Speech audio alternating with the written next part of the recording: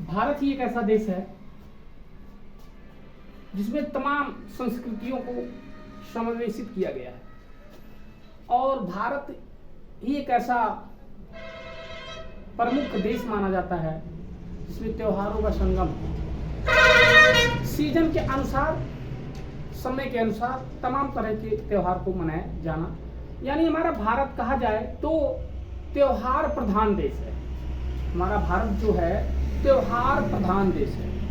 त्योहार प्रधान देश इसलिए मैं कह रहा हूं क्योंकि हर 12 महीने में 2 त्योहार, 1 त्योहार, 3 त्योहार तो मनाया जाता है।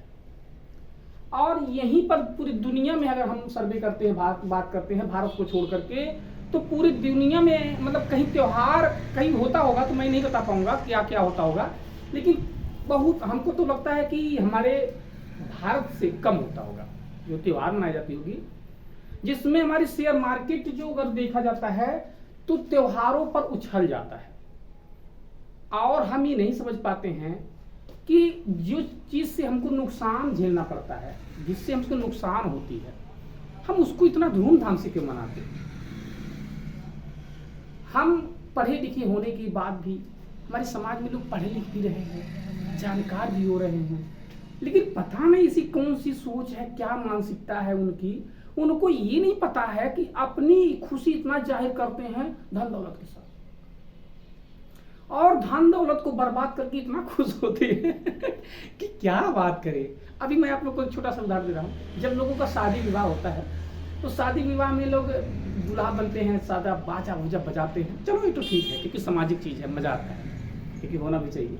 लेकिन ये चीज मुझे बड़ा बुरा लगता है, ये नहीं समझ पाते हैं, वो 10,000 का पटाखा जो होता है, पटाखा उसको बांध लेते हैं। ये 10,000 का पटाखा बजाने से क्या मतलब होता है? 10,000 10 सेकंड में खत्म हो जाता है। यार अपनी इतना नहीं समझ, क्या जनाते हो?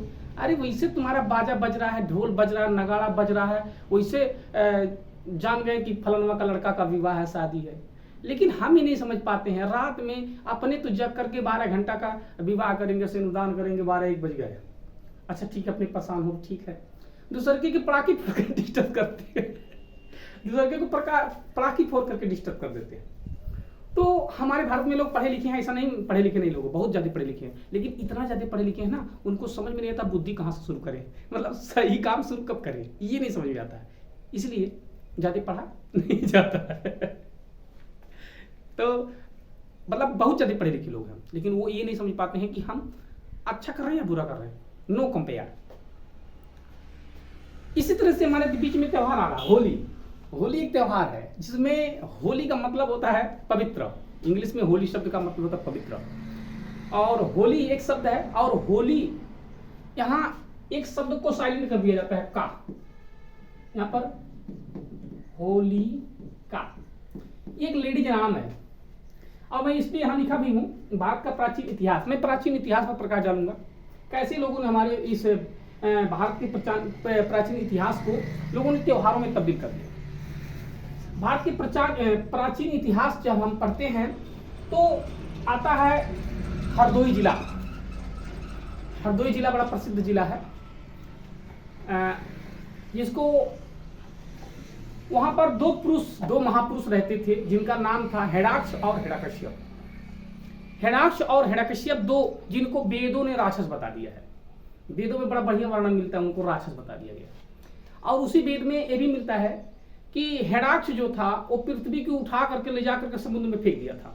तमाम तरह से मिलता है, बाकी मैं जो जानता हूँ वही बता रहा हूँ। हम ये नहीं समझ पा रहे थे, वो गधा हेडाक्ष जब खड़ा था तो जब पृथ्वी को उठाया था, खड़ा होकर कहाँ उठाया था? लोगों को ये पता नहीं चला कि जब हेडाक्ष पृथ्वी को उठा रहा था तो खड़ा कहाँ था। इससे जाहिर पता चलता है कि हमारे भारत में जाहिल लोग हैं, नहीं समझ में आता उनको। लोग बुरा भी मान जाएंगे कि सर जी ऐसा बात बोल रहे हैं, हम लोग को जाहिल कह रहे हैं। लेकिन मेरी भावना, देखिए मैं किसी की भावनाओं को ठेस नहीं पहुंचाना चाहता हूँ, लेकिन कहने का मतलब ये है, हम ये नहीं कहते हैं कि आप इतना भी खुश हो जाओ कि अपने जज्बात में अपनी अच्छा और बुरा ना समझ पाओ। हम ये नहीं कहते हैं कि आप गलत हैं, लेकिन हम ये भी नहीं कह सकते हैं कि आप सही भी हैं। क्यों? क्योंकि आप इतना खुश हो जाते हैं कि अपने जज्बात में बह जाते हैं। हम इतना कुछ बोल जाते हैं, ये नहीं समझ पाते वो बोलते हैं वो सही भी होगा कि गलत भी होगा। जब हेडाक्ष खड़ा था तो पृथ्वी कहाँ थी, और पृथ्वी जब उठा रहा था फिर वो कहाँ खड़ा था? कोई नहीं तर्क किया, कभी सोचा ही नहीं। आप लोग इतने बड़े हो गए, यहाँ इतनी उम्र में आ चुके हैं, लेकिन कभी आप लोग भी नहीं सोचे होंगे, नहीं सोचे होंगे कि सही बात, जो सुना गया वो गुना गया, और जो गुना गया वही आज समाज में लाया गया। तो तर्क करो, बुद्धि करो। मैं ये नहीं कहता झगड़ा करो किसी से, तर्क करो। अगर कोई मानता है तो मनाओ, नहीं मानता है तो उसको जबरदस्ती कुछ मनाने की जरूरत भी नहीं है। अपना घर है, अपना चीज, उसका जिंदगी है, उसके हिसाब से जीने दो, कोई किसी को हस्तक्षेप ना करे। लेकिन जो सही है, अगर कोई सही बोल रहा है, कोई बता रहा है, उस पर कमेंट भी ना करो गलत से, ध्यान रखो। अगर आपको उतना पहुंच नहीं है तो आप उसको रोकने और टोकने का कोई काम नहीं। जिस तरह से मैं आपको रोक टोक नहीं सकता हूं, उस तरह से आप भी नहीं रोक सकते हैं। तो यहाँ पर होलिका जो थी, हिरण्याक्ष और हिरण्यकश्यप, उसकी एक बहन इकलौती थी जिसका नाम था होलिका। और होलिका बहुत ही जबरदस्त, सुंदर, खूबसूरत लड़की थी, बहुत खूबसूरत थी, साथ ही साथ वीरांगना भी थी, बहुत लड़ाकू थी। और इसी पात्र में एक और आता है प्रहलाद। तो जब हमारे देश में आर्यों ने आगमन हुआ, आर्यों का, और जब आर्यों का आगमन हो जाता है तो हमारे भारत में बड़ा जंग हुआ, बड़ा संग्राम होता है।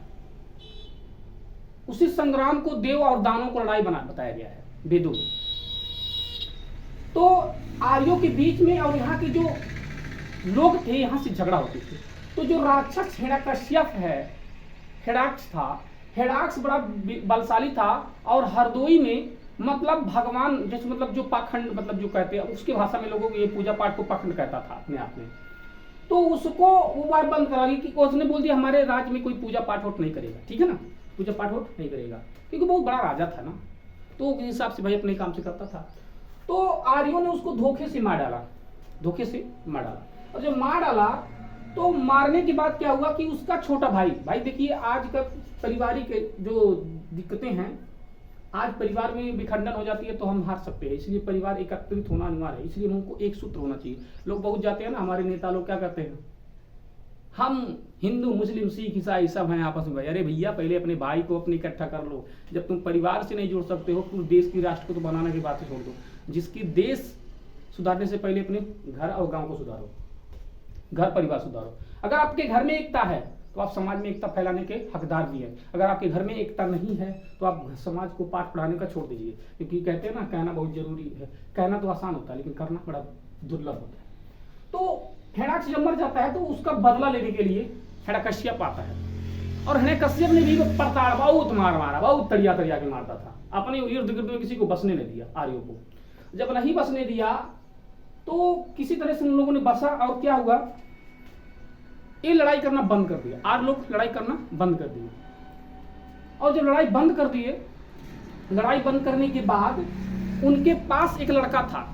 इसीलिए देखिए, हर माँ बाप अपने बेटों को डांटते हैं। हर बाप सोचता है हमारा लड़का कभी हरामी ना हो, दुष्ट ना हो, या गलत संगत में ना पड़े, किसी बच्चियों को अनाप शनाप निगाह से, गलत निगाह से ना देखे। हर बाप सोचता है हमारा लड़का अच्छा खासा धन इकट्ठा करे, पढ़ाई करे, आगे बढ़े, मतलब हर माँ बाप का ही सपना होता है। तो ठीक इसी तरह से हिरण्यकश्यप भी अपने प्रहलाद बेटा को जानता था कि हमारा लड़का अच्छा रहे, अच्छा, अब इकलौता था। तो आर्यों ने कहा कि अगर इसके वंशजों ने हमारे वंशजों को पिटाई किया, हमारा ही किया, हमारा है, ताड़ा है, ये भी ऐसे करेगा। तो उन लोगों ने कहा हथियार चलाना बंद कर दो, हथियार चलाना बंद कर दो। और हथियार न चला करके उन्होंने दिमाग चलाना शुरू कर दिया, और दिमाग से प्रहलाद को इकलौता वारिस था, प्रिंस राजकुमार था हरदोई का। तो उन्होंने कहा जब ये राजा ही हमारे पक्ष में हो जाएगा, आने वाले कल में ही राजा होगा, और जब ये हमारा राजा हो जाएगा तो हम इसी के हिसाब से अपना काम करेंगे। तो उन लोगों ने, आर्यों के गुटबंदियों ने प्रहलाद को अपने मिला दिया, और जब मिला करके उसको बेवड़ा बना दिया, मतलब दारू पिलाना, मतलब जितनी बुराइयां होती है सब उसको सिखा दिया गया। जितनी बुराइयां होती थी उसके अंदर सारा का सारा डाल दिया गया, और एकदम बुरा हो गया। इस बात को लेकर के हिरण्यकश्यप बड़ा परेशान रहता था। भाई हर कोई अपने लड़का कोई जाकर किसी बेटी को गलत कर दे, या थाने में बंद हो जाए, या चोरी कर दे, तो बात तो परेशान होगा ही होगा। ठीक इसी तरह से तो हिरण्यकश्यप जो थे प्रहलाद को बड़ा प्रताड़ित करते थे, परेशान करते थे, मारते भी थे कि भाई मत जाओ, रोकती थी मत जाओ मत जाओ, लेकिन मानता नहीं था, बेवड़ा था। और जब नहीं मानता था तो भाई हर कोई बाप तो नाराज होगा ही। तो राजा होने के नाते उनके पास बहुत घर होता था, बड़ा ज्यादा धन संपत्ति था। तो उन्होंने कहा तुम हमारे घर आना मत, बस ये हिरण्यकश्यप ने प्रहलाद को यहाँ थोड़ा सा डांट के भगा दिया और भगा करके चला गया, और ये जा करके दूसरी मंडली में रहने लगा, और रहते रहते होता क्या है, उन्हीं की मंडली में रहने लगा, उन्हीं तरह से रहते भजन गाना संगत करना होता है, उसी संगत में रहने लगा। मतलब संगत दो तरह का होता है, देखिए एक बुराई का संगत, एक अच्छाई का संगत। अगर आपका संगत अगर आपके समाज से नहीं है तो आप गलत हैं, ध्यान रखिएगा, अपने समाज में अपनी संगत को बनाइए। क्योंकि आप जब हमारे देश में जातिवाद प्रधानता दे दी गई है तो हमारे कहने और आपके कहने से कह दीजिए एक है नहीं हो सकते भाई, सब लोग जाति के हैं। अगर आप ये बात ध्यान रखिएगा, कभी मटर के पेड़ से कभी कटहल नहीं फट सकता है, तो ठीक जिस तरह से आप अपने समाज में हैं उसी समाज में रहिए। अगर आप उसको तोड़ते हैं तो गलत हो जाएगा, क्योंकि भाई लोग देख रहे हैं परंपरा को किस तरह से जिंदा रखा गया है, तो उस परंपरा को तोड़ेंगे लोग अपने स्वार्थ के लिए। जहां उनकी बात लाभ की बात आएगी तोड़ देंगे, जहां आपकी आएगी वहां पर परंपरा विवाद लेकर आ जाएंगे। इसलिए ना तो मैं परंपरा के पक्ष में हूं ना तो विपक्ष में हूं, दोनों में नहीं। मैं वहां से नहीं आऊंगा, इतिहास की बात कर रहा हूं। तो यहाँ से होलिका जो थी, अब ये तो बिगड़ गया, तो ये बुआ थी, प्रहलाद की बुआ होलिका थी। तो होलिका सयानी थी, उसकी शादी की उम्र में हो गई थी, और यही शादी की उम्र में उसकी शादी का डेट पड़ा था। जो होली मनाते हैं ना, इस त्योहार, इसी को त्योहार के रूप में मनाते हैं, यही इसकी शादी का डेट था कि 8 दिन के बाद इसकी शादी का डेट पड़ जाएगा। और जब शादी का डेट पड़ गया तो हुआ क्या, इसने सोची कि हमारा भैया से झगड़ा हुआ है, भतीजा से हमारे, तो अब वो तो आएगा नहीं, तो चलो आज हम उसको खाना ना खिला देते हैं। कहाँ रहता है वो बेचारी, दूसरे घर पर आ करके उसको खाना खिलाने के लिए शाम के समय में ला करके सोची भैया से झगड़ा, हमसे झगड़ा तो नहीं है। तो उस बात को लेकर के वो झगड़ा, मतलब वो सोचती थी भाई है मेरे भाई का लड़का, मेरा भी लड़का, तो वो अच्छा भी है, उसको खाना खिला देना, भैया झगड़ा मुझसे नहीं है। तो वो खाना लेकर आई, और ये क्या हुआ, अपने मतलब गलत संगतियों के साथ बैठा था, और जो दारू से लथपथ, यानी दारू पी करके बुत था, एकदम पूरा दारू से लथपथ था, और उसको दारू इतना पिला दिया गया था कि होश ठिकाने नहीं था उसका। इसलिए मेरे भाइयों, मेरे दोस्तों, अगर हमारे इस वीडियो को देख रहे हैं, आप लोग को भी मैं बता रहा हूँ, अगर आप लोग हमारे वीडियो को देख रहे हैं, आप कोई भी, आप लोग को भी मैं कह रहा हूँ कि ध्यान रखिएगा, कभी दारू न पीजिएगा, मेरा हाथ जोड़ के भी निवेदन है, क्योंकि दारू नाश कर देता है, ठीक है ना।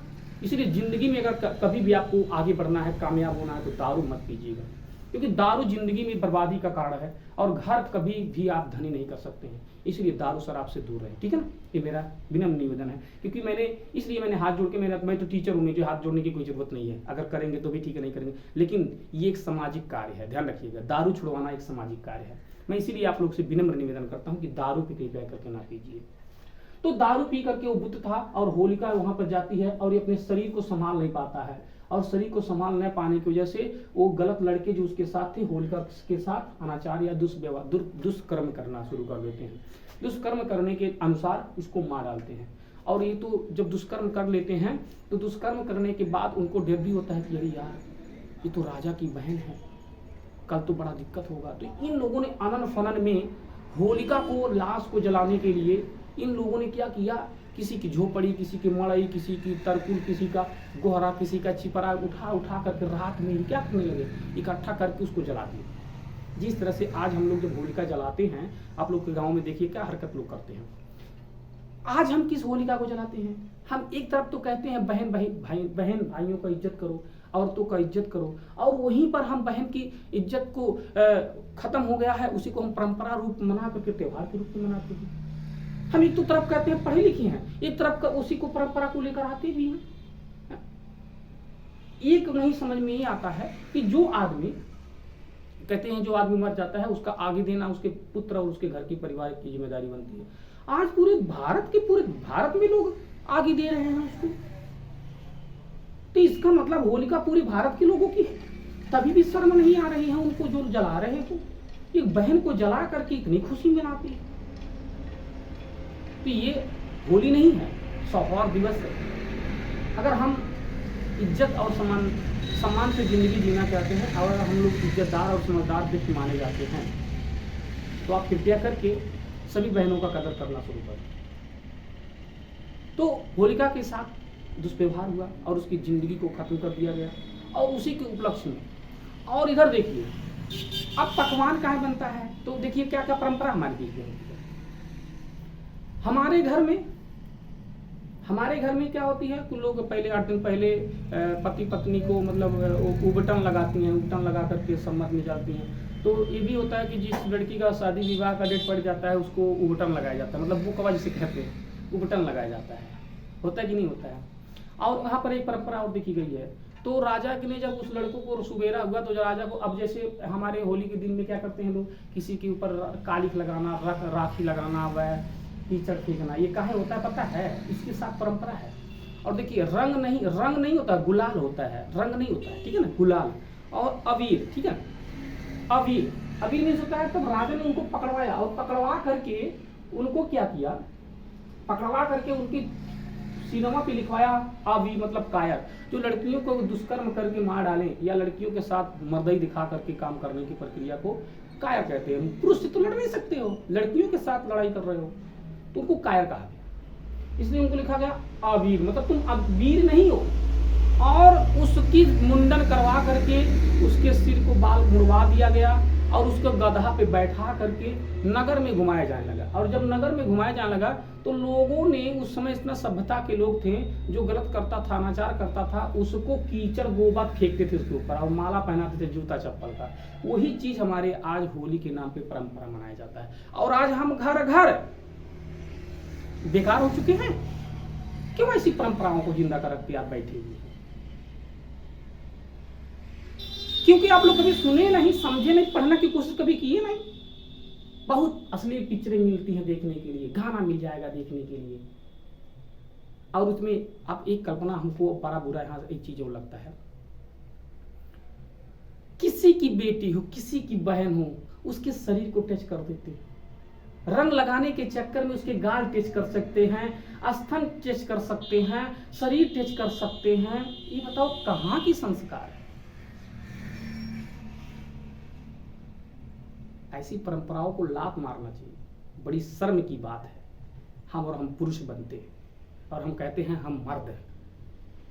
उनको तो घिन आती है ऐसी परंपरा से। क्यों? क्योंकि जिस परंपरा के अंतर्गत किसी बेटी बहन को भिगो करके उसके शरीर के साथ खिलवाड़ किया जाए, ऐसी परंपरा को भैया आप ही लोग को मुबारक हो, मुझे तो नहीं चाहिए।